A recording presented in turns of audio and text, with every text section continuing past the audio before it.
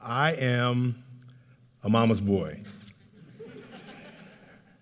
Now, I don't know if anybody ever chooses to be a mama's boy. 3 months before I was born, my father died. So I would have much rather have been daddy's little man. But that was taken away. And my mom was all I had. So my mom really just took care of me. And I became mama's little boy. When I was 7 years old, after my second sibling was born, one of my uncles came over to the house and he said, well, Ashanti, now you're the man of the house. So you're going to have to take care of your mom, your sister, and your little brother. Now, I didn't think that he was giving me a suggestion. It was kind of like he had bestowed upon me this new title of man of the house. And I didn't really want it. Have you ever been given a responsibility that somebody said, you have to do this, but you didn't necessarily feel that you wanted it or that you were ready for it? Like normally when my uncle gave me advice, he would give me some steps. Okay, first you do this, and then you do this. But this advice, he just dropped on my lap. And then he left. And so I began to figure out, okay, I got to be a man. It sounds better than being a little boy. But there were some conflicts involved. And many times in my life, mama's little boy and man of the house had a battle. And there was no battle bigger than when I was 17 years old. I was on my way to Cal Poly San Luis Obispo. I was a senior in high school, just got home from wrestling practice, very hungry. And I go into the kitchen to look for some food, and I hear my mom and her husband arguing. Now, they always argued, so I didn't pay much attention to it. But I heard my mom say something that was pretty devastating. She said, I wish you would. Now, that statement, usually I had tested her out, and I wish you would. But for my mom, I wish you would actually didn't mean I wish you would. See, so what she actually meant was, you better not.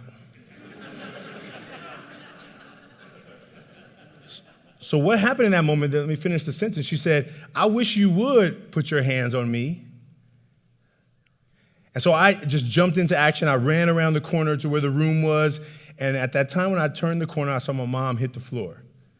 And all I knew was that I had to act. So I ran in. I was going to attack this man. But he was bigger than me. He was stronger than me. And I was being choked. And he was asking me, what are you going to do about it? What are you going to do about it? And I really couldn't do anything because I could barely breathe. But when he let me go, I ran out of the house. I drove around the corner. And I got a gun. I drove back to my house, and in the time between me opening the door of the car and grabbing the paper bag, I saw the porch of my house. And the porch looked like the front page of the Oakland Tribune. I saw my mom standing on the porch crying. I saw myself being marched down the stairs in handcuffs. And the headline was something like, college-bound senior, college-bound athlete, life over. And in that moment, I cried. Like in that moment, I was really clear that I was supposed to act. But I wasn't really angry. Like deep down, I was feeling sad. I was feeling afraid. And I was feeling helpless. Like I was sad that I wasn't strong enough to go in and with my own bare hands support and save my mom. I was afraid that there was like an enemy in my house. And I felt helpless, like I didn't even know where to go next. As I sat in the car trying to figure out who should be in charge right now, the tears flowed down my face. And I realized that this belief of who I was supposed to be as man of the house, who had clear definitions of what rules that I was to play by, was about to destroy my life. So I fast forward. I graduate high school. I go to college, civil engineering. I get a job. I make a lot of money. I start realizing that engineering is not what I want to be doing. I want to teach. I become a teacher. And the first year teaching, I'm failing. I'm failing because I'm trying to figure out why is it these young men in my class are not doing the work. It wasn't that they were having a hard time with the mathematics. It was that they were not even trying. And so I invited some young men to lunch. I said, you know what?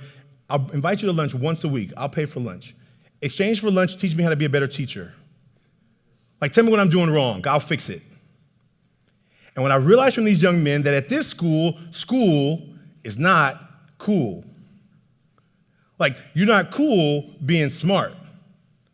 So they acted in ways that they felt they needed to act to feel cool. And what I learned from them in that moment was that they were wearing a mask too.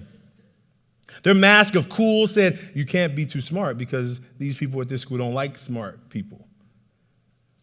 The mask they were wearing was so deeply connected to their face that sometimes they didn't even know it themselves. And so what we began to do is give them tools to break past it.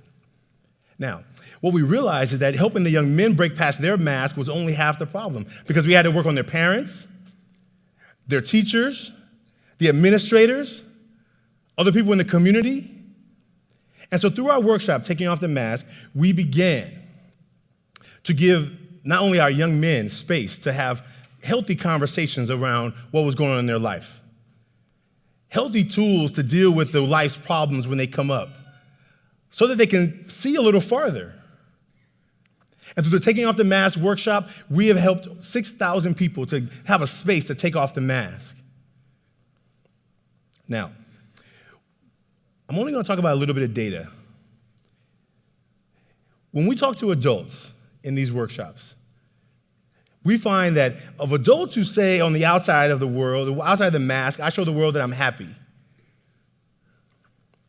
7 out of 10 of them say that actually, I can't tell anybody that I'm sad, I'm afraid, and I'm stressed. And these are adults. These are adults who have plenty of time in their life to practice how to deal with their own problems. They themselves are already clear that there are ways and that they can't show, and there's things that they can't talk about. Now, for the high school students. For students in high school who say, you know what, I show the world that I'm happy. That's what I'm showing the world.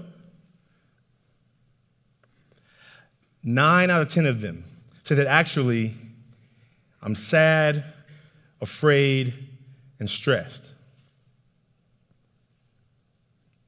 Imagine that. Imagine that we have a clear definition of what the world wants to see from us.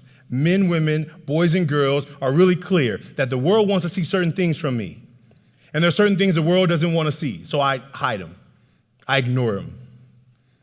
And what we found is that when we give young people, older people, a space to deal with the real stuff, it allows your heart to come open. And when your heart can come open, you can find like what you're passionate about. And when you find what you're passionate about, that is the way to live a truly purpose-driven life. Now, imagine a community where young people can come together, have healthy conversations about the things that they're dealing with in their life without being judged, without trying to be fixed.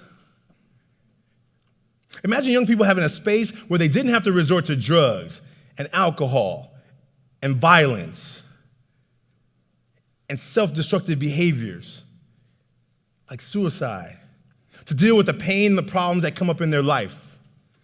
What if young people had a place to go to do with that?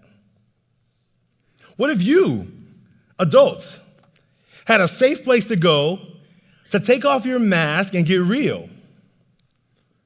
To talk about what's really going on when no one is watching? What if you had a safe place to do that? What if that was possible? Wouldn't that be amazing? Yeah, we think so too. Thank you very much.